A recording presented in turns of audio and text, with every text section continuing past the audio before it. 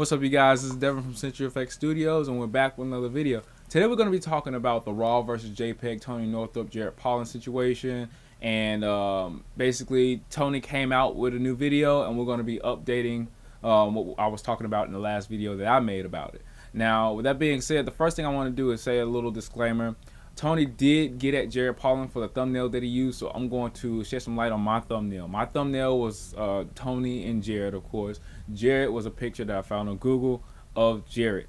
Now, I'm not really slandering Jared's name, and that's not what I intended to do with that video. And so me using a thumbnail, it kind of showed empowerment. It kind of showed his type of photography style, very dominant, very discreet, very tack sharp images, making sure that he had everything the way he wanted it in his images. That's what his picture portrayed. Now with Tony's image, it portrayed a teacher. That's what Tony is. You've seen these pictures before. This picture that Jared had was one he took. This picture that Tony had was a screen cap that I'm pretty sure he's seen of himself before. So no underhanded tactics were in the making of that thumbnail, but I do want it to attract attention because you do need a little bit of clickbait, a little bit of attention grabby in the title, because people won't watch the video if they won't click on it. So some of that, some of that attention grab, some of the colors that I use in it is just to grab attention. The JPEG versus RAW, the placement, all that was just to grab attention to the video, so I could, voice my opinion so other people can hear them, because why are we on YouTube if nobody sees us, right?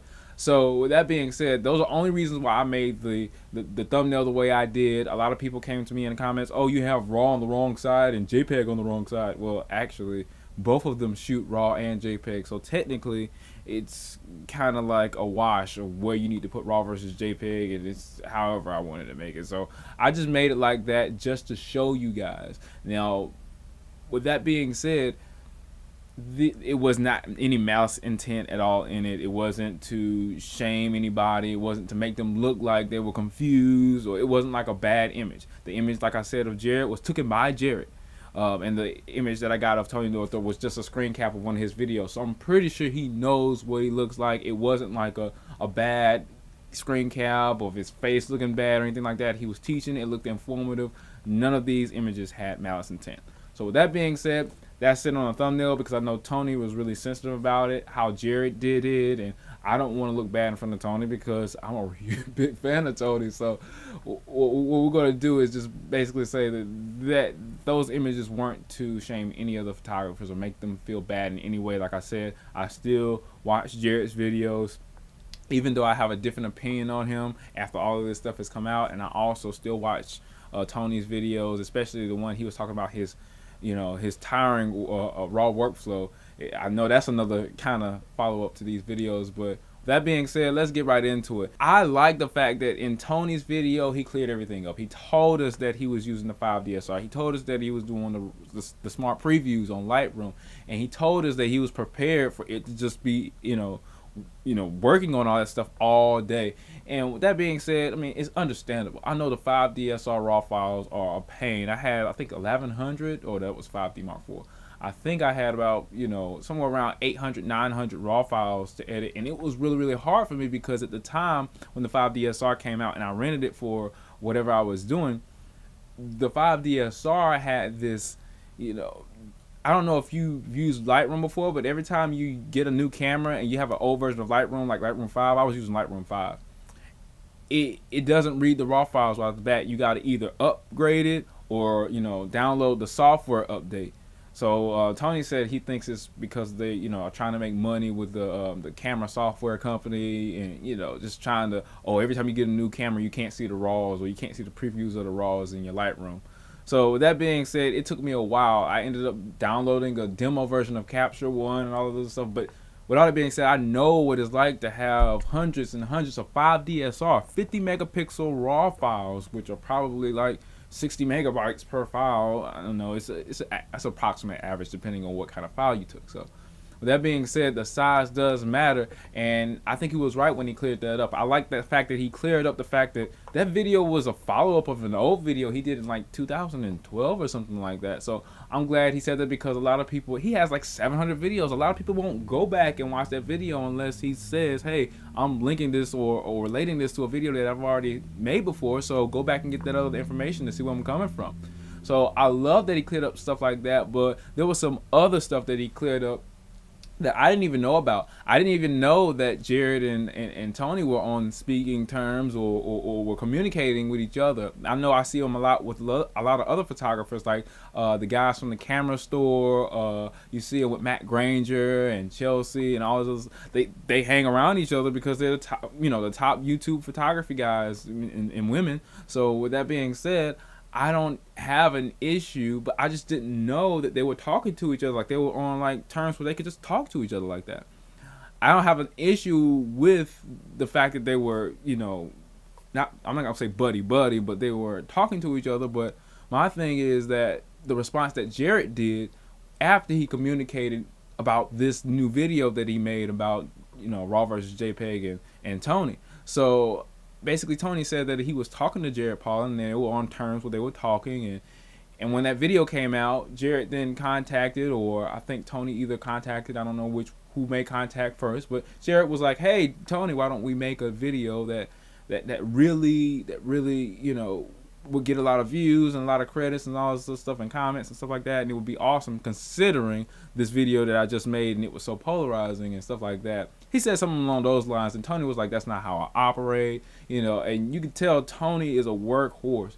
But I like to really distinguish the difference between Tony and Jared at this point, because I knew that Jared was a hustler based off of his discreet attitude, his critiquing attitude, his willingness to go after what he believes, no matter how it looks, no matter how it feels to other people. That's what made him famous, and it's a good thing about that. But I think he comes off a little bit too aggressive, whereas Tony comes off a little bit more like, okay, I'm in the middle, you can't really sway me. Like Tony said in his last video, he said, I died a long time ago inside.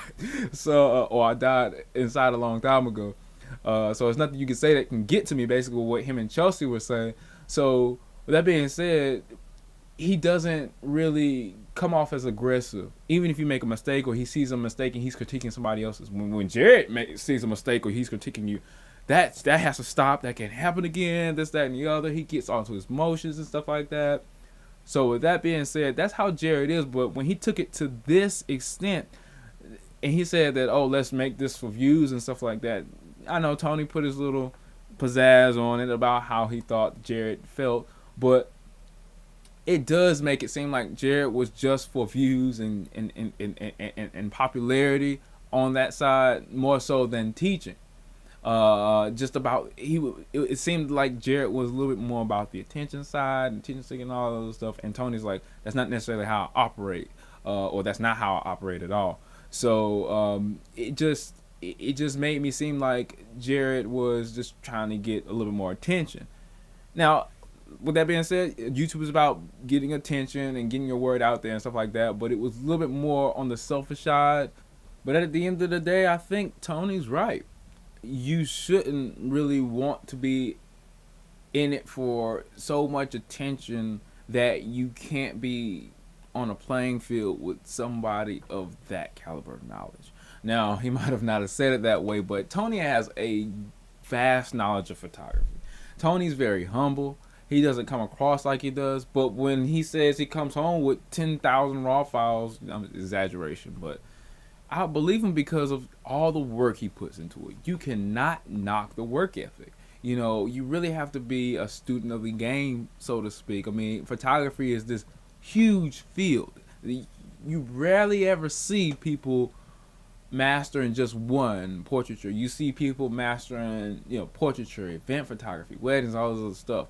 But Tony has wildlife, events, weddings, all this other stuff, portraiture, not studio, strobe, natural light, all this other stuff that he could teach people and stuff like that. And I'm not saying that Jared Polly doesn't have knowledge or anything like that, but I think he burned a bridge there, because Tony is awesome, and he's what we call chill, because that's what he is. He claims to be chill. So at the end of the day, I think that Jared should be, in my opinion, he should be a little bit more flexible about how he interacts with Tony and other photographers and stuff like that. Because I was looking at a couple of his videos and people were saying, well, I don't know why they don't like you, Jared.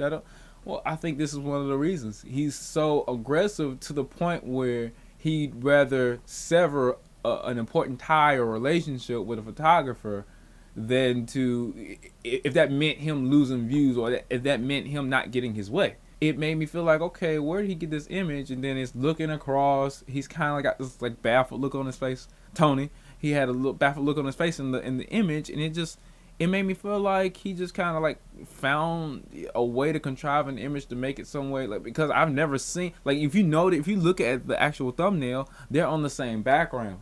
I was like, okay, if they're on the same background, they must have been taking a picture together. Wait, or it could have been a composite. It could have been a comp. So maybe Jared comped two things together, or his team comped a picture of Jared together looking all like, and then Tony looking like, and it's like, the way I did my thumbnail, I was like, okay, let me find an image that makes them look like who they are. Jared comes across dominant. Tony comes off as the guy who's balanced, who has a nice family, but has a nice bravado. You can come up to him and talk to him. He teaches. He's a teacher. He's a professor. So that's what it looks like. It's a screenshot. Everybody probably have seen these images of these people before. It's no big animosity in my thought. If you have somebody looking like they're confused versus somebody who's looking confused, and Tony didn't even know where the picture of him came from, that felt creepy. It felt invasive. It just felt like I was sad for Tony. I'm like, if somebody did that to me, I would be very upset. So I'll go on this little rant. I'm a fan of both, but I just don't understand why Jared is not either apologizing or coming out with some kind of clarification to his statements, especially since Tony has already came out with a clarification to his statements, because it just seems like a severed tie, a broken bridge, because these guys have awesome knowledge, and if they could have did a collab video, I definitely would have watched it.